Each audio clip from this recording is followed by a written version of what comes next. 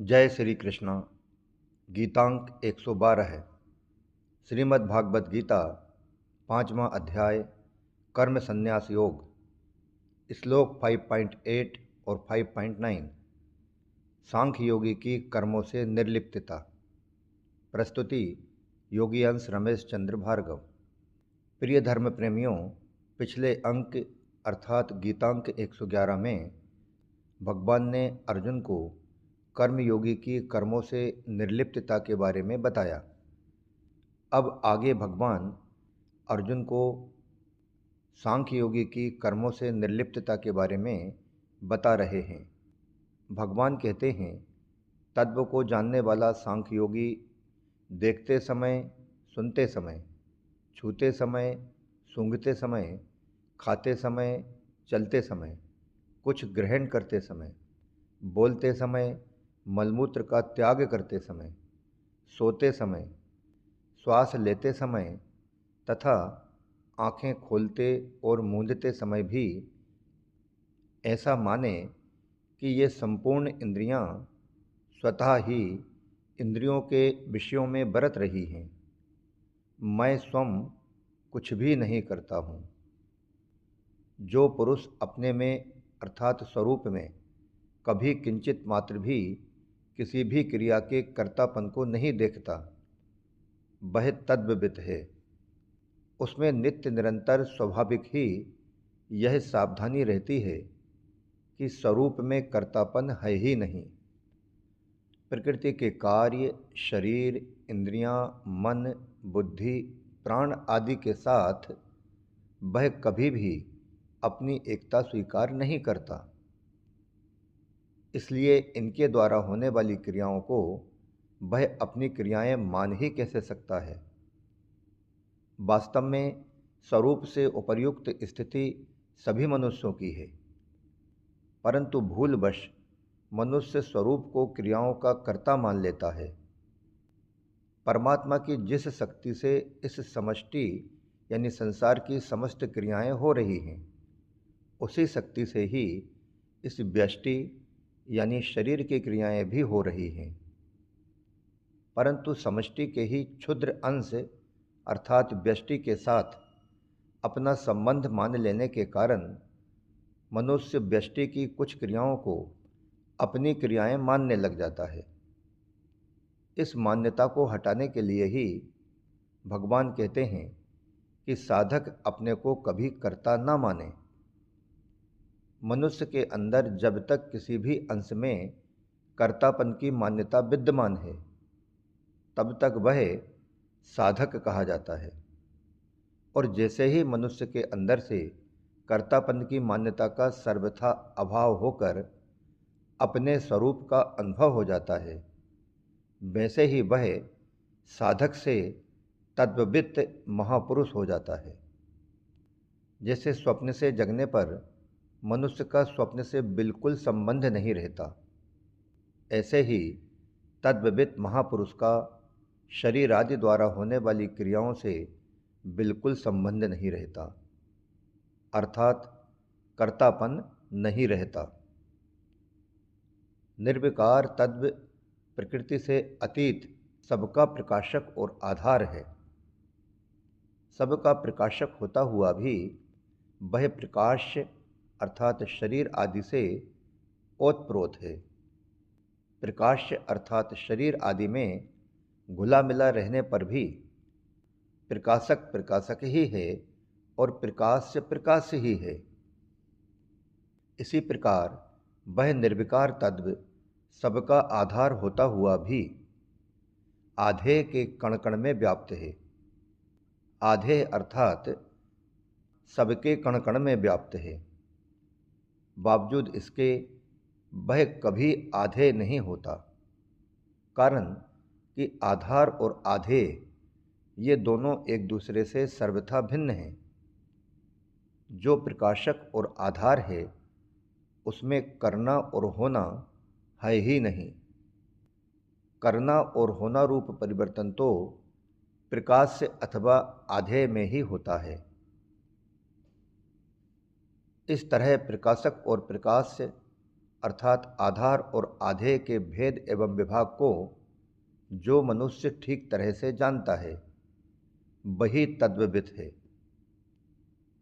प्रकृति यानी क्षेत्र और पुरुष यानी क्षेत्रज्ञ, इनके विभाग को जानने की बात भगवान ने इससे पहले दूसरे अध्याय के 16वें श्लोक में और आगे 7वें अध्याय के चौथे तथा 5वें श्लोक में एवं 13वें अध्याय के दूसरे 19वें 23वें और 34वें श्लोक में भी कही है। देखना, सुनना, स्पर्श करना, सूंघना और खाना, ये पांचों क्रियाएं क्रमशः नेत्र, श्रोत्र, त्वचा, घ्राण और रसना, इन 5 ज्ञानेंद्रियों की हैं। जबकि चलना, ग्रहण करना, बोलना और मलमूत्र का त्याग करना, ये चारों क्रियाएं क्रमशः पाद, हस्त, वाक और उपस्थ यानी मूत्रेंद्रिय और गुदा, इन 5 कर्मेंद्रियों की हैं। जबकि सोना अंतःकरण की, श्वास लेना प्राण की तथा आंखें खोलना एवं मूंदना कूर्म नामक उपप्राण की क्रियाएं हैं। इस प्रकार उपर्युक्त 13 क्रियाएं, जिनमें 5 क्रियाएं ज्ञानेंद्रियों की, 5 कर्मेंद्रियों की तथा 3 क्रियाएं अंतःकरण, प्राण और उपप्राण की होती हैं, भगवान ने इन संपूर्ण क्रियाओं का उल्लेख यहाँ कर दिया है। तात्पर्य यह है कि ये संपूर्ण क्रियाएं और प्रकृति के कार्य शरीर, इंद्रियां, मन, बुद्धि, प्राण आदि के द्वारा ही होते हैं, स्वयं के द्वारा नहीं होते। ऐसी क्रियाएं जिनको मनुष्य मन बुद्धि पूर्वक करता है, जैसे कि पढ़ना, लिखना, सोचना, देखना, भोजन करना आदि, मनुष्य अपने आप को इन्हीं क्रियाओं का कर्ता मानता है।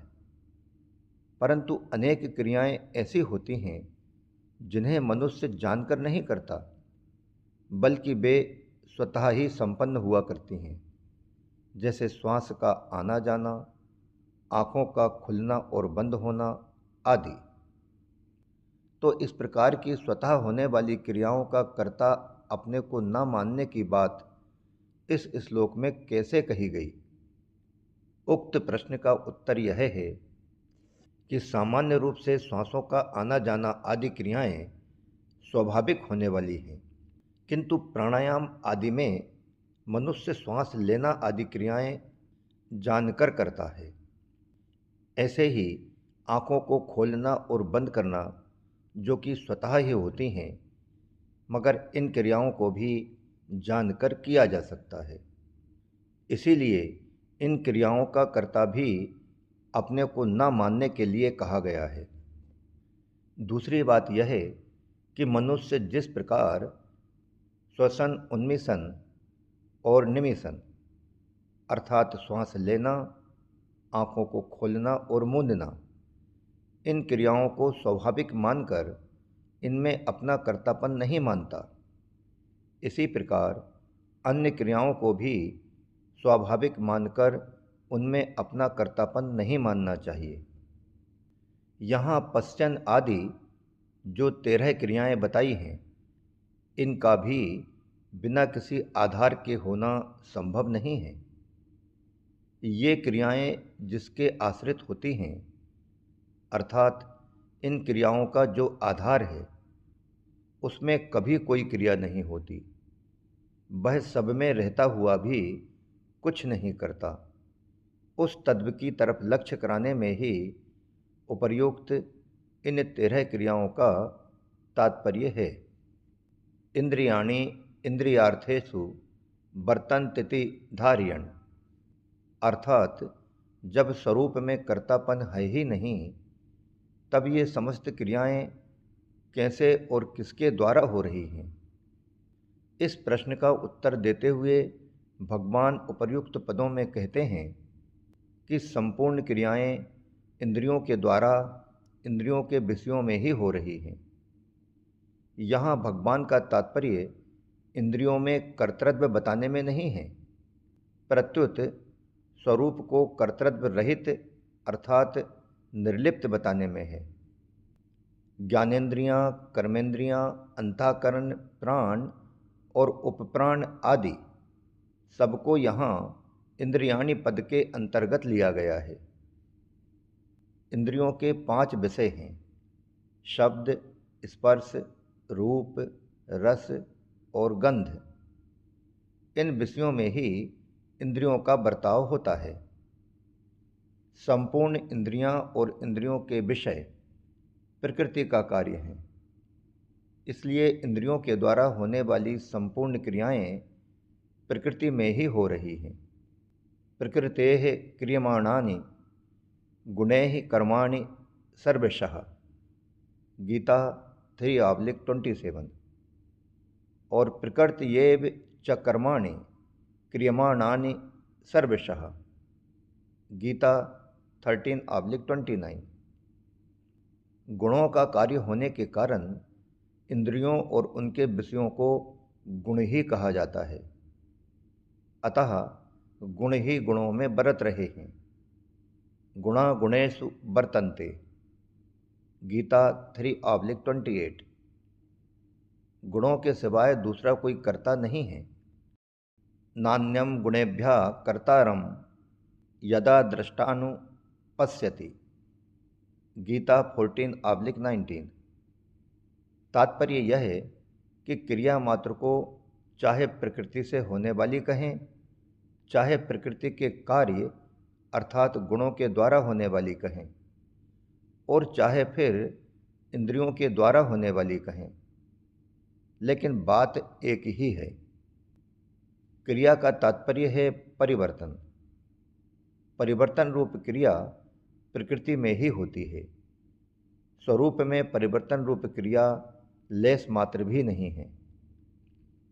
कारण कि प्रकृति निरंतर क्रियाशील और परिवर्तनशील है, जबकि स्वरूप कर्तापन से पूर्णतया रहित एवं अपरिवर्तनशील है।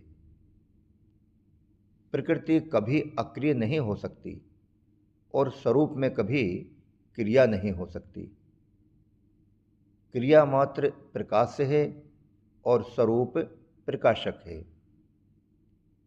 नैव किंचित करोमीति मन्येत, यहाँ मैं कर्ता नहीं हूँ, इसका तात्पर्य यह नहीं है कि मैं पहले कभी कर्ता था।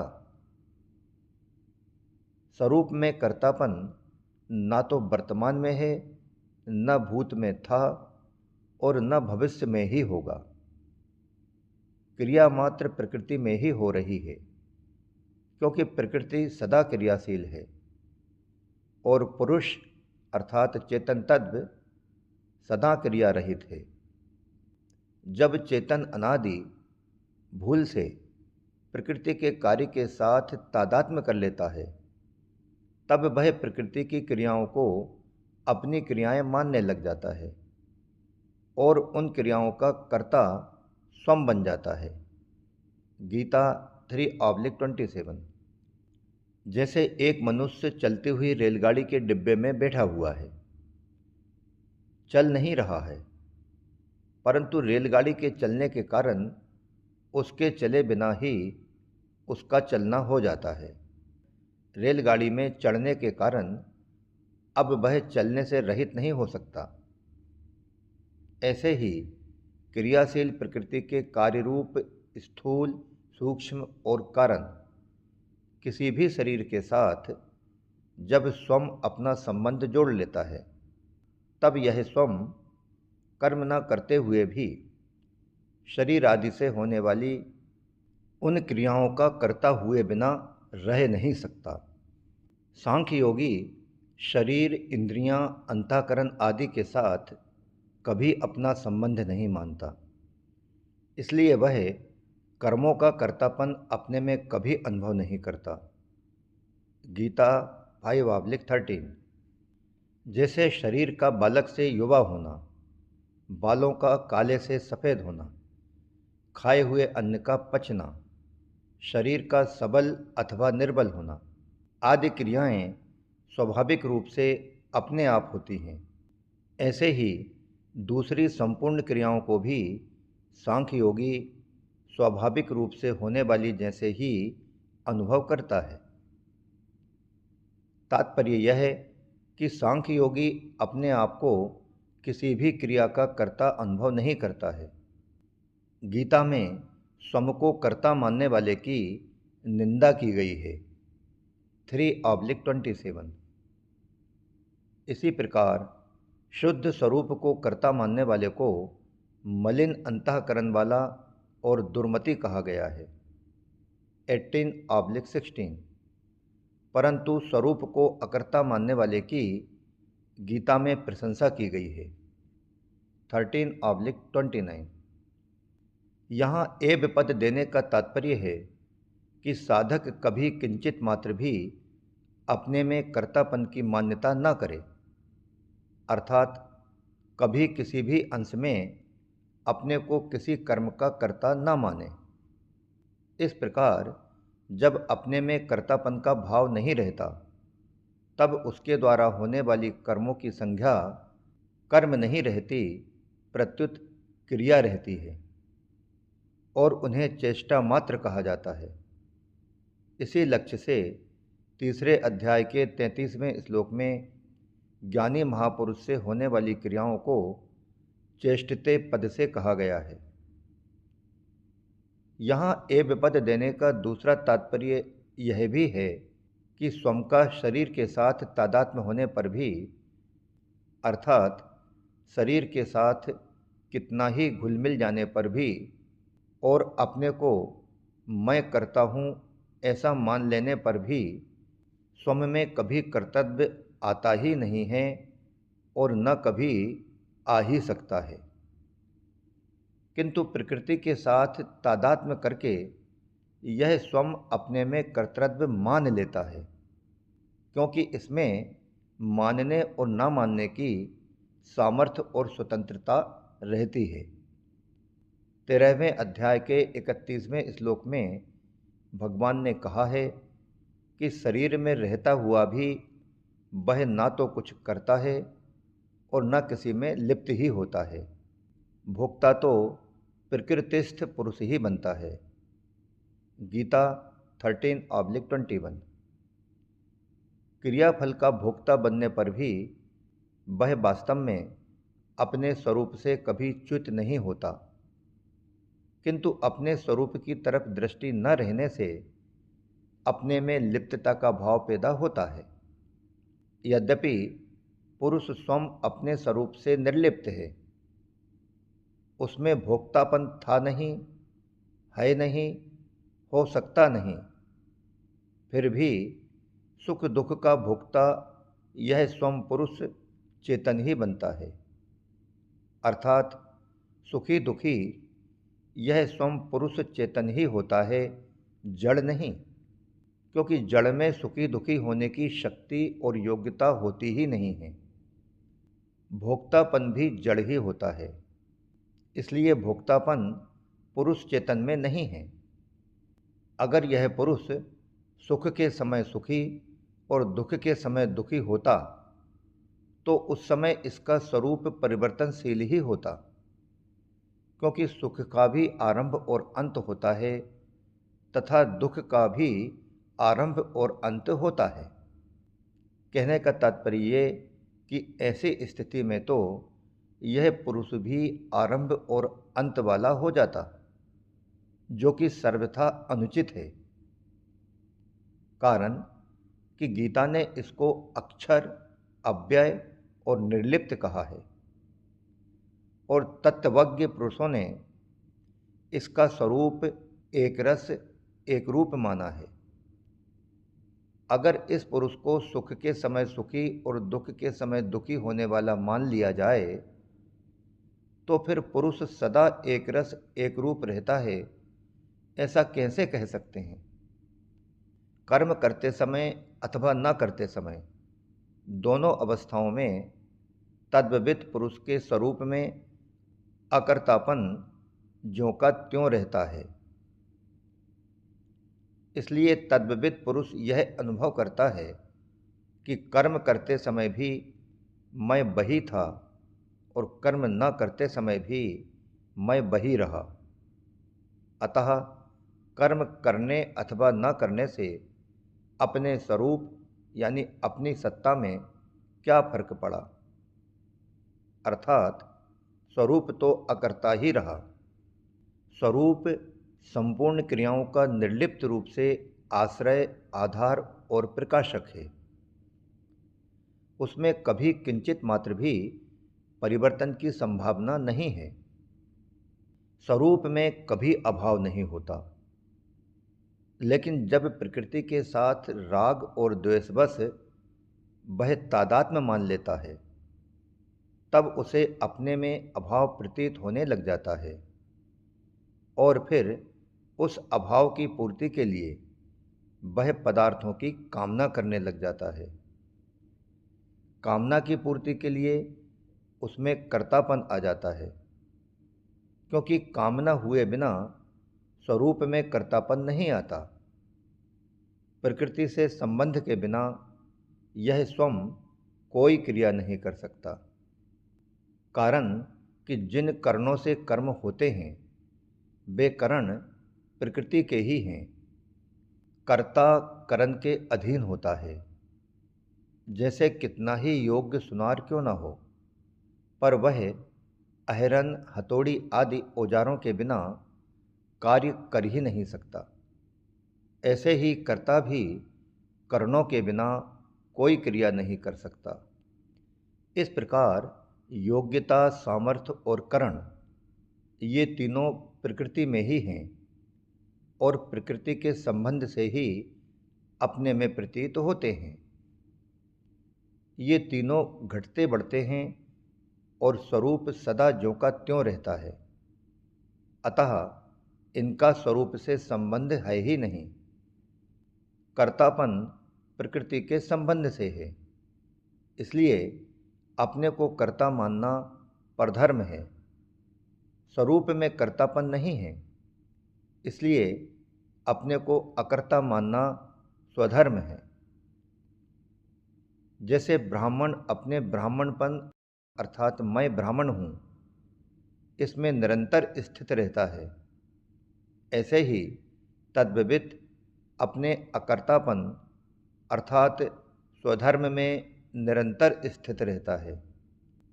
और यही नैव किंचित करोमीति युक्तो मन्येत उपरोक्त पदों का भाव है। इस प्रकार श्लोक क्रमांक 5.8 और 5.9 वाला सांख्य योगी की कर्मों से निर्लिप्तता विषयक यह गीतांक 112 यहीं समाप्त होता है। अब भगवान आगे के 2 श्लोक अर्थात श्लोक 5.10 और 5.11 इनमें अर्जुन को भक्ति योगी की कर्मों से निर्लिप्तता के बारे में बताते हैं। इसे हम अगले अंक यानी गीतांक 113 में जानेंगे। जय श्री कृष्णा। योगी अंश रमेश चंद्र भार्गव।